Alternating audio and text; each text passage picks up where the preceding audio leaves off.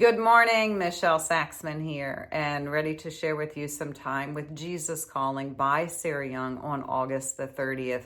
Wow, what a journey through August. So many changes. This one, there is no place so desolate that you will not meet me there. There is no place, nothing. Can't be deserted. You can't be deserted. How about that? So if you're going through a time that seems very dark, that is miserable, that you feel empty, isolated, and alone, know that your Heavenly Father is trying to tap you on the shoulder, trying to let you know that He is with you and He is within you.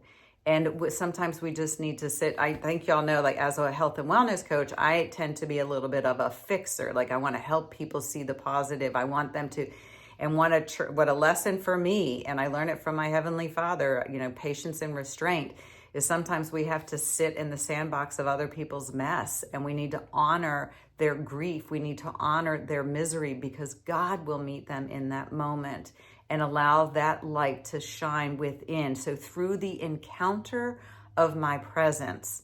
So when you're feeling down, dark, desolate, desperate, know that our Heavenly Father wants to meet you there. When you're feeling shame, He is trying to embrace you with acceptance. When you're feeling guilt, He is trying to wrap you in forgiveness and righteousness. When you are feeling grief, He wants you to remember that the reason we feel grief for our loved ones is because we loved so hard. And He wants to fill that void with His love, knowing in hopeful anticipation of the reunion in the future. No place so desolate. He will find you there. And He sees you as a redeemed saint. He sees the piece of Him that is made in His image and likeness. He sees that through our flesh, through our sin, through all the mishaps. He sees that piece of Him within us, and He wants to reignite that flame. So the readings for today, the first one is Genesis chapter 16, verses 13 through 14. So she called the name of the Lord who spoke to her. You are a God of seeing, for she said, have I not even here in the wilderness looked upon Him who sees me and lived? Or have I here also seen the future purposes or designs of Him who sees me? Therefore, the well who called Bir Eioria, a well of the living one who sees me. So even here, this is Hagar who fled from Sarah.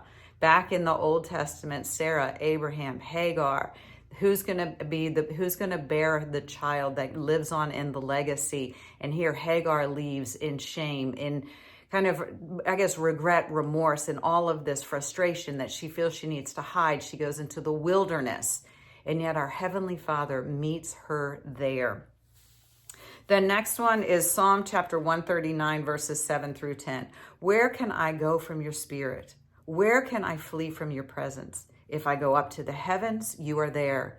If I make my bed in the depths, you are there. If I rise on the wings of the dawn, if I settle on the far side of the sea, even there your hand will guide me. Your right hand will hold me fast. A truth. We can never be separated from His powerful presence. And I also feel in this one that be reminding me that this was a psalm. This is written in the Old Testament. If I go up to the heavens, you are there. If I go into the deep of the depths of the pit of self-pity, of shame, regret, remorse, blame, all of those things that can kind of ensnare us in our ankles and keep us in that pit, He says, in truth, I will meet you there.